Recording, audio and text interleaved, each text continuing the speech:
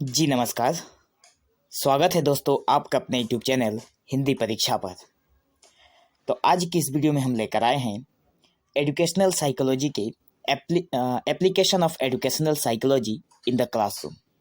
इससे पहले हम लोगों ने एजुकेशनल साइकोलॉजी के मीनिंग नेचर को हम लोगों ने ऑलरेडी देख लिया है और उस वीडियो का लिंक आप लोगों को डिस्क्रिप्शन में मिलेगा। ठीक है, तो बढ़ते हैं आगे और देखते हैं कि एजुकेशनल साइकोलॉजी को क्लासरूम में एप्लीकेशन करने के हमारे क्या क्या फ़ायदे हैं। ठीक है, तो फर्स्ट नंबर है knowledge of nature of child. जब कोई टीचर एजुकेशनल साइकोलॉजी को क्लासरूम में इम्प्लीकेशन करता है तो उसके पास चाइल्ड के नेचर को लेकर नॉलेज होना बहुत ज़रूरी है। और ये चाइल्ड के नेचर के बारे में हमें कैसे पता लगेगा, तो ये हमें एजुकेशनल साइकोलॉजी से पता लगता है। देख लेते हैं, कहा गया है कि the teacher is to teach the child and before he begins to teach the child. जो टीचर बच्चों को पढ़ाता है या फिर जो बच्चों को पढ़ाने से पहले ही is expected to know him, उसे जान लेना बहुत ज़रूरी होता है।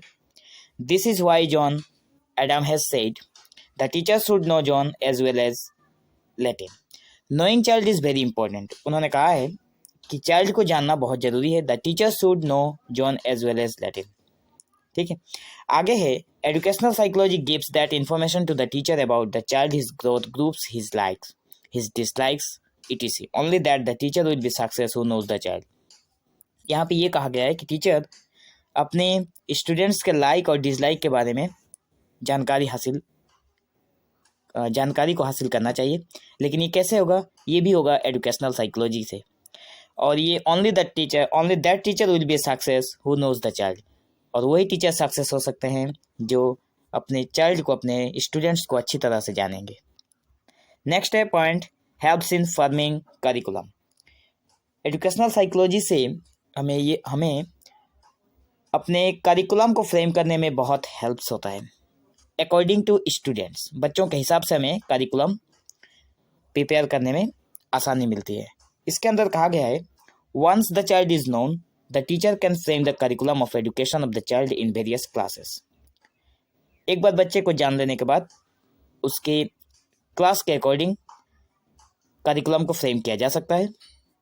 Educational psychology also help the teacher in realising the various aims of education set up by the educational philosophy. Educational psychology जो है वो हेल्प करता है टीचर को एजुकेशनल फिलोसफी द्वारा जो एम्स को सिलेक्ट किया गया है उसको अचीव करने में। आगे बढ़ें, पॉइंट नंबर 3 है हमारे पास, helps in adjusting method of teaching. Educational psychology से हमें मेथड को सिलेक्ट करने में और मेथड के साथ एडजस्ट करने में सहायता मिलती है।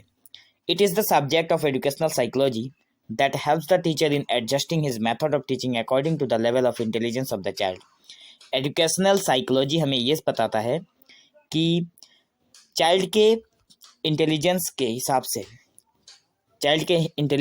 से हमें कौन से मेथड का यूज करना चाहिए। ठीक है, point number 4, understands himself better mental health.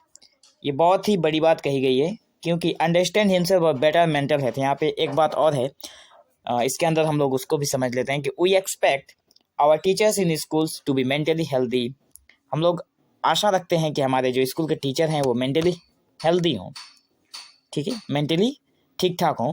Knowledge of educational psychology will keep him to know the process which affect the working of the mind. यहाँ पे और एक बात है कि knowledge of educational psychology will keep him to know the process which affect the working of the mind. In times of distress, he can look within and compose himself. He will be able to remove his own tensions from the minds of the peoples. Knowledge of educational psychology means sounder mental health of the teacher.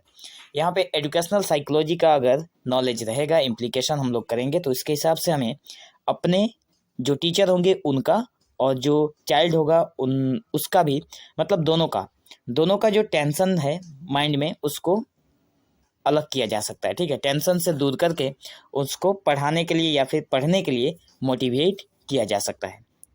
ठीक है, आगे बढ़ें, learning. Next point है learning. Knowledge of educational psychology to the teacher means that he will facilitate the process of learning in his students. Educational psychology का knowledge हमें learning को facilitate करने में मदद करता है. The teacher is fully familiar with the factors which affect learning. He can bring those two play and help his students. जो teacher अपने स्टूडेंट्स के साथ पूरा फेमिलियर होता है, ठीक है, तो कहा गया है कि the teacher is fully familiar with the factors which affect learning.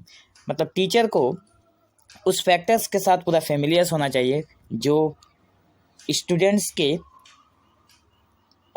Learning में इफेक्ट डालता है, ठीक है, जिसकी वजह से बच्चे इजीली सीख सकते हैं. तो इन सारी चीज़ों के बारे में हमें तभी जानकारी होगा जब हम एजुकेशनल साइकोलॉजी को अच्छी तरह से इम्प्लीकेशन कर पाएंगे. 6 नंबर पॉइंट है नॉलेज.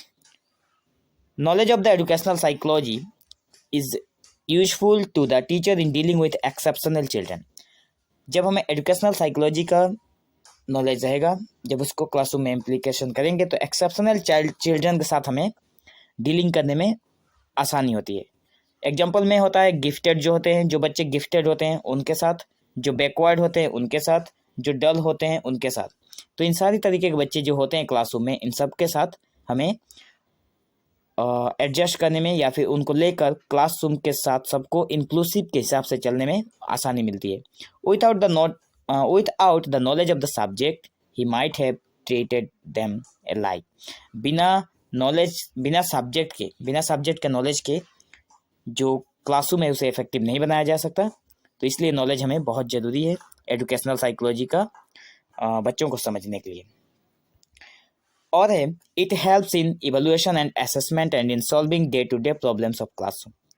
जो एजुकेशनल साइकोलॉजी है वो हमें हेल्प करता है इवैल्यूएशन करने में और असेसमेंट करने में. बच्चों को इवैल्यूएशन और असेसमेंट करने में और डे टू डे रोज का जो प्रॉब्लम्स होता है क्लासरूम में उसको हैंडल करने के लिए हमें एजुकेशनल साइकोलॉजी की बहुत ज़रूरत है. एग्जाम्पल के तौर पर दिया गया है कि एग्जाम्पल में डे टू डे प्रॉब्लम कैसा हो सकता है. Inattentive students, indiscipline in the class and so on.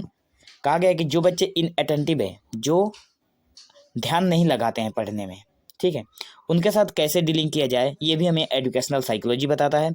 जो इनडिसिप्लिन है क्लासरूम में, जो डिसिप्लिन को फॉलो नहीं करते हैं, ऐसे बहुत सारे बच्चे देखने को मिलते हैं क्लासरूम में जो डिसिप्लिन को फॉलो नहीं करते हैं.